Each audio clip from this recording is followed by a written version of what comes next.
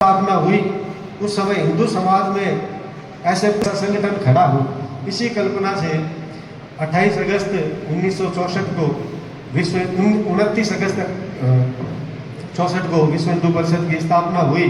पर विश्व हिंदू परिषद के स्थापना दिवस के कार्यक्रम आयोजित हो रहे हैं, हम सभी देख रहे हैं।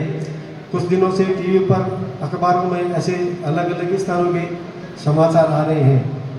विश्व हिंदू परिषद की स्थापना, हिंदू समाज एक रहे, हिंदू एक रहे, और पूज्य संत वो जब कभी अलग अलग अपने मत संप्रदाय को मानने वाले होंगे, लेकिन जब भी हिंदुत्व की बात आती हो तो वो एक जाजम पर बैठ करके इस पूरे हिंदू समाज का नेतृत्व करें। ऐसी एक संकल्पना के साथ में विश्व राश्री से आग्रह करूंगा कि वे हम सबको पाते प्रदान करें। पूज्य कमलेश्वर जी। केशवं बादरायणं सूत्र भाष्य कृतो वंदे भगवन्तो पुनः पुनः। ईश्वरो गुरुरात्मेति मूर्ति भेद विभागिने व्योमवत् व्याप्त देहाय दक्षिणागुरुमूर्ते नमः।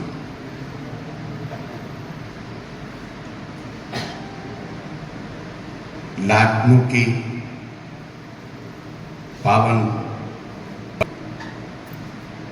आज विश्व हिंदू परिषद की बैठक में हम सभी पूज्य संत वृंद एवं विश्व हिंदू परिषद के प्रचारक इत्यादि जो वक्तागण एवं दूर दराज से, लाडनू से पधारे हुए भाई बहने, विश्व हिंदू परिषद से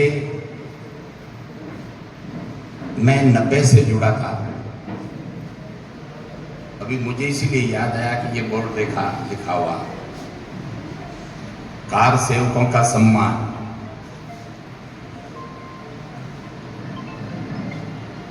राम जन्मभूमि में पहला शायद जो कार सेवा हुई थी वो 90 में हुई थी या 91 में, 90 में हुई थी। उसमें हमने 15 दिन नहीं 14 दिन जेल की रोटी खाई है झांसी में। मैं साबरकांठा जिला हिम्मतनगर ईडर तहसील अठोज बासना पूर्णेश्वर महादेव मेरे गुरु जी का स्थान है, वहां से मैं गया था। और तब से मैं विश्व हिंदू परिषद से भी जुड़ा हुआ हूँ, राष्ट्रीय स्वयं संघ से भी जुड़ा हुआ हूँ, और इसके बाद में 92 से यहाँ हूँ आपके बीच में। कि विश्व हिंदू परिषद की स्थापना, विश्व हिंदू परिषद, यह बजरंग दल, राष्ट्रीय स्वयंसेवक संघ, इनके सब जरूर कुछ थी क्या, और जरूर थी तो क्या थी, और है तो उसके हम कितने उसके नजदीक है, हम कितने उससे परिचित हैं, हम कितने उसमें परिपाटी पूरे जुड़े हुए हैं। लाडनू से अपने राम मंदिर के लिए जो सबसे पहली निकली थी वो एक घर दीठ एक ईंट, 1 रुपया है ना, शिला पूजन। उसमें लाडनू तहसील में मैं नहीं था, लेकिन आपके डीडवाना, परबतसर, इन बाकी तहसीलों में सब था, उसमें मैं था। ये और साथ में हमारे बराबर में बैठे हुए बजरंगपुरी जी भी थे। हम लोग कहीं गांव में जाते तो देखते हैं कि ये मांगने वाले आगे है। और उस समय एक मैंने अनुभव किया कि रात ये वहां हम लोगों का स्वागत भी बढ़िया होता था और गैदरिंग अब इसमें हम लोग के इसमें क्या है, हम लोग ऊपर के नेता है ना, सब इस हॉल के अंदर लड़ेंगे, इस तरह से लड़ेंगे कि जैसे देखिए ये इन आपस में कभी बोलेंगे नहीं। बाहर निकल करके एक टेबल पर चाय पिएंगे, एक टेबल पर रोटी खाएंगे। ये आपने सबने देखा है, हमने देखा है। लेकिन हम लोग गाँव वालों की क्या आदत है, हमने एक गांठ बांध ली तो दूसरे दोबारा से हम उससे बोलना ही नहीं। किस पार्टी से जुड़े हैं अपनी जगह है, लेकिन हिंदुत्व की जहां बात होती है वहां भी हम विघटन की रास्ते पर चले जाते हैं। तो ये विघटन कैसे मिटे, और ये विघटन ये जब तक नहीं मिटेगा तब तक हिंदू की रक्षा नहीं होगा। और अब आपने तुरंत बंगाल में देखा है, अभी देखा है, ये बंगाल भारत में है, कोई विदेश में नहीं है। तो ये इसमें हम लोग कितना सार्थक है। अब हम अपने सामने जितने भी बैठे हैं विश्व हिंदू परिषद से जुड़े हुए लोग, सब के सब वृद्ध लोग बैठे, युवा लोग, आपने कितने जुड़े, आप लोग मार्गदर्शक हैं, आप लोग लठ नहीं उठा सकते, आप लोग जहां जाए वहां जाकर के खड़े नहीं हो सकते। लेकिन आप युवाओं को तैयार करो ना, कहाँ है अपने पास में युवा कितने हैं देखो। या मैं सही कह रहा हूं या गलत कह रहा हूं, हमारे पास साथ में युवा नहीं जुड़ रहे हैं, और युवा नहीं जुड़ेगा तब तक देश का भविष्य खतरे में। हम लोग हमारी गद्दी संभाले बैठे हैं, हमारे पीछे उत्तराधिकारी नहीं होगा तो उस आश्रम का क्या होगा, उसका कौन संभालेगा, कौन धनी है। तो युवाओं को तैयार करना ये विश्व हिंदू परिषद का काम है। संतों का तो इतना है, आशीर्वाद दो, बाकी आप एक रहो। विश्व हिंदू परिषद ने जो है सबसे ज्यादा काम किया, हमारे साथियों को विघटन को एक किया। अपने मैं ना भूल रहा हूं, विश्व हिंदू परिषद के थे ना अशोक जी के साथ में मैं गया हूं टिहरी डैम, ऋषिकेश से टिहरी डैम हम साथ में गए। उसमें वो उसकी हाइट को कम कराने के लिए 50 गाड़ी थी, लास्ट में हम गए तब तक 10 गाड़ी पहुंची। वो भी किस रास्ते से भटकते भटकते बाद बाकी जगह जगह लोगों ने वो वहां की पुलिस ने बैरिकेड कर रखे थे। लास्ट 50 गाड़ी में थे, शायद 10 गाड़ी पहुंची। कैलाश आश्रम के महाराज जी विद्यानंद गिरी जी साथ में थे और अशोक जी सिंगल थे। तो उन्होंने, अशोक जी सिंगल ने सबसे बड़ा काम किया, क्या किया, संतों को एक करना, एक स्टेज पर लाना। आप कोई संप्रदाय के, कोई मजहब के, हाँ आप किसी को मानते हैं, लेकिन आप हिंदुत्व के ऊपर एक रहिए। आपने हम लोगों को एक किया। हम आपको कहते हैं कि आप युवा ब्रिगेड तैयार कीजिए, आप युवाओं को प्रोत्साहन दीजिए, युवाओं को आगे लाइए, युवाओं को तैयार कीजिए। अपने अभी यहां जितने बैठे कितने युवा हैं, तो आप युवाओं को तैयार करें और देश के भविष्य को बचाएं। संतों को तो आपने एक किया, इसके लिए बहुत बहुत धन्यवाद। और युवाओं को तैयार करें और इस देश के भविष्य को सुरक्षित करें। हमारी जहां जरूर होगा, हम आपके साथ में। इतना ही कह करके मैं मेरी वाणी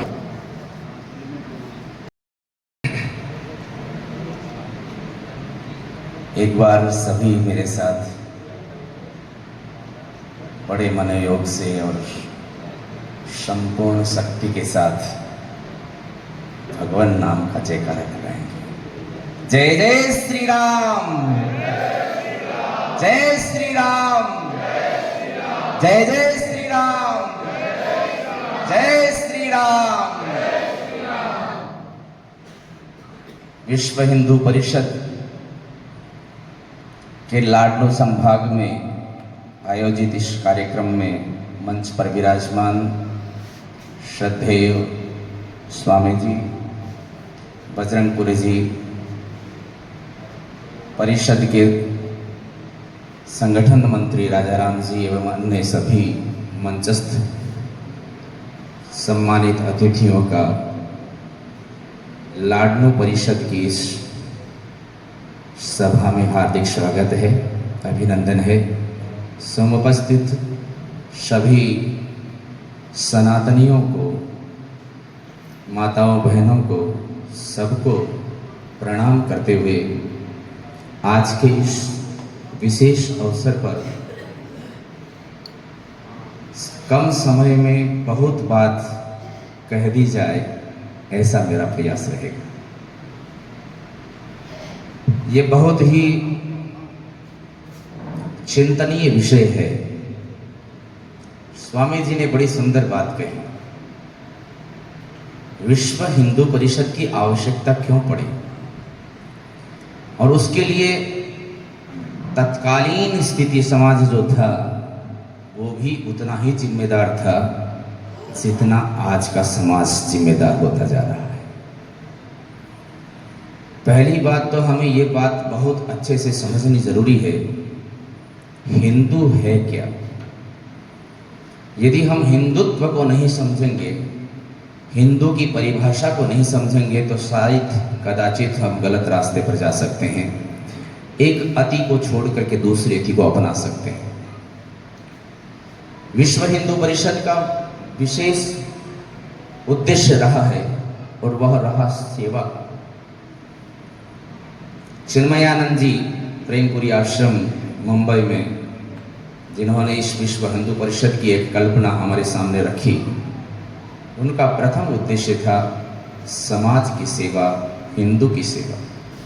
और इसीलिए सबसे पहले ये विचार हुआ कि हिंदुत्व को, हिंदू को बचाया कैसे जाए, क्योंकि विधर्मियों का निरंतर प्रहार झेलना तत्कालीन स्थिति में बड़ा मुश्किल होता जा रहा था।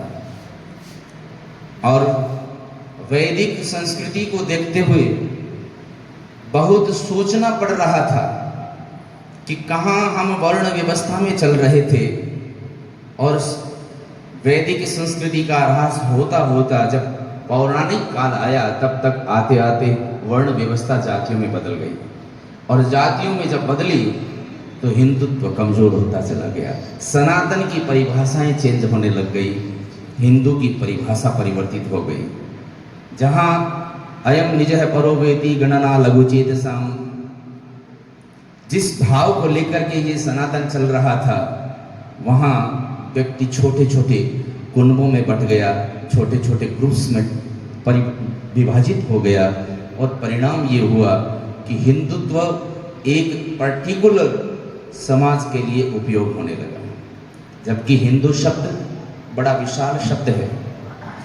वीर सावरकर जी ने बड़ी सुंदर परिभाषा दी हिंदू की, आ सिंधु सिंधु पर्यंतम, सिंधु नदी से चलकर के समुद्र का दूसरा किनारा, वहां तक जो भी रहता है और उस भूमि पर निवास करने वाला, जो इस भूमि को अपनी पितृभूमि मानता है, अपनी पुण्य भूमि मानता है, उसको ही हिंदू कहा गया, न कि हिंदू कोई धर्म का नाम दिया गया। इसलिए हमें इस बात को समझना बहुत जरूरी है, हिंदुत्व एक विचारधारा है जहाँ हर व्यक्ति दूसरों को सम्मान करना जानता है, हर व्यक्ति उपकार का प्रति उपकार करना चाहता है, हर व्यक्ति सेवा के भावना से ओतप्रोत रहना चाहता है, हर व्यक्ति दूसरे के भावों की विचारधाराओं का सम्मान, धारणाओं का सम्मान करना जानता है, उसको हमने हिंदू कहा। और कब ये हिंदू धर्म में परिवर्तित हो गया, जहाँ सनातन की हम परिभाषा लेते थे, वहाँ हमने सनातन को ही हिंदू में परिवर्तित कर दिया, और परिणाम ये हुआ कि भारतवर्ष में रहने वाले जितने भी लोग थे, उनमें एक विचारधारा अलग से उत्पन्न होने लगी कि ये सनातन धर्म कुछ विशेष लोगों का धर्म है, जबकि सनातन की परिभाषा तो बहुत बड़ी परिभाषा है। जो काम नहीं करना चाहिए वो काम कभी न करें, चाहे हम कैसी भी परिस्थिति में पहुंच जाए, और जो काम करना चाहिए वो कैसी भी परिस्थिति में हम पहुंच जाए वो करना ही जरूरी है। ये परिभाषा लेकर जो चलता है उसको हमने हिंदू कहा। और हिंदुत्व का दो बहुत बड़े दो आधारभूत तत्व हैं, एक है भगवान श्री राम और दूसरे हैं भगवान श्री कृष्ण। एक ने हमें मर्यादा सिखाई है तो दूसरे ने हमें ये भी सिखाया कि मर्यादा भी एक हद तक ठीक है, लेकिन जहाँ हमारा जब सनातन पर जब प्रहार आता है तो मर्यादा छोड़ करके सनातन को बचाना सबसे बड़ी मर्यादा है। ये हमें श्री कृष्ण भगवान ने सिखाया। इसलिए आप जानते हैं कि रामचरितमानस का जो अध्ययन करता है उसने बहुत अच्छे से समझा है। भगवान श्री राम और रावण का जब युद्ध होता है, रावण विरथी हो जाता है, रथ टूट जाता है रावण का, तो भगवान राम उसको, अभी तू रथ पर नहीं है, अब मैं तेरे साथ युद्ध नहीं करूंगा, पुनः अपनी चेतना को लेकर आना, तब जाकर के मैं तुमसे युद्ध करूंगा। लेकिन वही राम जब कृष्ण के रूप में आए तो क्या देखा आपने कि प्रतिज्ञा ली कि मैं युद्ध में शस्त्र का कभी आधार नहीं करूंगा, उठाऊंगा नहीं, और उस प्रतिज्ञा को भी भीष्म के सामने उन्होंने तोड़ दी। ऐसे ही जब कर्ण और अर्जुन के युद्ध हो रहा था और उस समय कर्ण का रथ का पहिया धस गया, उस समय अर्जुन ने हथियार डाल दिए कि माधव अब मैं युद्ध नहीं करूंगा, क्योंकि कर्ण इस समय युद्ध की स्थिति में नहीं है। तो कृष्ण ने क्या कहा? कृष्ण ने एक ही बात कही, यद्यपि अर्जुन तुम सही कह रहे हो, युद्ध का नियम है कि यदि सामने वाला युद्ध करने वाला युद्ध की स्थिति में नहीं है तो उसके साथ युद्ध नहीं करना चाहिए, कमजोर के साथ युद्ध नहीं करना चाहिए, शस्त्रहीन के साथ युद्ध नहीं करना चाहिए। लेकिन आतताई यदि कोई व्यक्ति बन जाए तो वहाँ युद्ध का नियम लागू नहीं होता, वहाँ तो धर्म की रक्षा होनी चाहिए, क्योंकि हम तो आए ही इसी के लिए है कि यदा यदा ही धर्मस्य ग्लानिर्भवति भारत। इस कर्ण ने उस समय जब अभिमन्यु का युद्ध चल रहा था, उस समय क्या धर्म का पालन किया? उस समय क्या युद्ध नीति का पालन किया? यदि युद्ध नीति का पालन ये नहीं करते तो फिर हमें ही युद्ध नीति का पालन करना क्या आवश्यक है, ये हमें भगवान श्री कृष्ण ने समझाया। आज के समय में हिंदुत्व को जरूरी है, हिंदू लोगों को भगवान श्री कृष्ण की उस बात को याद करना जरूरी है। हम भाईचारा करते रहे और भाईचारा करने के साथ साथ हमारे ही भाईचारा जिनके साथ हम बनाते जा रहे थे, उन्होंने ही हमारी जड़ें काटनी प्रारंभ कर दी और आज भारत विखंडन की स्थिति में जा रहा है। क्या हम उस स्थिति को नहीं समझेंगे? हमने कृष्ण को कृष्णम वंदे जगत गुरुम कहा है, और यदि हमने गुरु माना है तो ये भी मानना जरूरी है कि गुरु क्या कहता है, क्या करता है ये जरूरी नहीं, गुरु क्या कहता है उस पर ध्यान देना चाहिए। कृष्ण ने यही कहा है, जब भी धर्म की ग्लानि हो, धर्म का ह्रास होता हुआ दिखाई दे तो शास्त्र के साथ साथ शस्त्र भी उठाना सीख ले। जिस दिन तुमने शस्त्र को उठा लिया उस दिन तुम्हारी विजय ही विजय होगी। बोलिए श्यावर रामचंद्र की। इसलिए मैं आप लोगों से एक निवेदन करना चाहता हूँ, हिंदुत्व को यदि बचाना है, भारत की संस्कृति को यदि अक्षुण्ण रखना है, विखंडित होने से बचाना है, भारतीय संस्कृति को बहुत शुद्धता पवित्रता के साथ रखना है, तो हमें जरूरी है कि हमें कुछ बातों पर विशेष ध्यान देना होगा। पहली बात मैं ये कहना चाहूँगा, समाज जो विखंडित समाज होता है, जो बिखरा हुआ समाज होता है, वो कभी भी अपनी अस्मिता को बचाने में सक्षम नहीं रह पाता। इसलिए सबसे पहली जरूरत है कि हमारी इस भारतीय संस्कृति की जो आधारभूत संरचना का जो एक बहुत बड़ा से अलग करके बैठा दिया, हमने ऊंच नीच की भावनाओं को इतना ज्यादा बढ़ा दिया कि आज हिंदू एक दूसरे हिंदू को सम्मान देना नहीं चाह रहा, एक हिंदू दूसरा हिंदू अपने से प्रेम करना नहीं चाह रहा। सबसे बड़ी विडंबना तो यही है, आज ईसाई मिशनरियां और अन्य विधर्मी लोग क्यों हावी होते जा रहे हैं? क्योंकि उनके पास बोलने के लिए एक जगह है, उनके पास बोलने के लिए हमारी कमजोरी है। और आप सब जानते हैं, चाहे शेर ही क्यों ना हो, सिंह ही क्यों ना हो, जब अटैक करता है किसी पक्षी का शिकार, किसी पशु का शिकार करने के लिए, तो वो सबसे पहले उसकी कमजोर कड़ी को ढूंढता है। उसको पता है कि इस पशु का सबसे कमजोर अंग कौन सा है, और उस अंग को ही वो दबोचता है। और जैसे ही उस अंग पर प्रहार होता है, वो पशु कुछ भी करने की स्थिति में नहीं रह पाता। आज हमारी स्थिति, पूरे भारतवर्ष में हिंदुओं की स्थिति वही है। आज दूसरे लोग सिंह नहीं है, सियार है, फिर भी सिंह हो गए, क्योंकि कमजोर कड़ी सामने आ गई। सबको समझ में आ गया कि हिंदुओं को बांटना बड़ा सरल है, और जिसको बांट दिया जाए वो कमजोर स्वतः ही हो जाएगा। इसलिए भाई, मेरा तो ये कहना जरूरी है कि आज के समय में सबसे पहला काम होना चाहिए, सारे हिंदुत्व की एक परिभाषा। उसमें जातियों की कोई भाषा नहीं होनी चाहिए, उसमें किसी संप्रदाय पंथ की भाषा नहीं होनी चाहिए, उसमें किसी सेक्टर की बात नहीं होनी चाहिए, उसमें किसी अन्य विचारधारा की धारणा की बात नहीं होनी चाहिए। केवल और केवल एक बात होनी चाहिए कि भारत और भारत की संस्कृति को यदि बचाना है तो सबसे पहला एक ही सूत्र होना चाहिए कि हम सब हिंदू हैं, हम सब एक हैं। ये बात केवल कहने से नहीं, समाज में परिलक्षित होनी चाहिए। हम कहते हैं हम एक हैं, हम एक हैं, लेकिन कहना एक अलग बात होती है और उसको समाज में प्रदर्शित करना, परिलक्षित करना, उसको स्थापित करना, उसको लोगों की जहन में बैठाना, ये अलग बात होती है। स्वामी जी ने बड़ी सुंदर बात कही कि युवाओं का यहाँ इस सभा में होना अत्यावश्यक है, लेकिन मैं ये कहना भी का व्यवहार हमारा होना चाहिए। समाज के प्रमुख लोग बैठे, विचार हुआ और पिछले 35 वर्षों का परिणाम है 50,000 से अधिक वे समाज आज मूल परंपरा में आ गया। दक्षिणी राजस्थान, विशेष करके मेवाड़ और बागड़ का क्षेत्र छाणोत्ती का इलाका में, उदयपुर, डूंगरपुर, बांसवाड़ा, प्रतापगढ़, चित्तौड़गढ़ कुछ भाग, पालीश्वरी का भी भाग, बारा, झालावाड़, जनजातीय क्षेत्र में बड़ी संख्या में ईसाई कण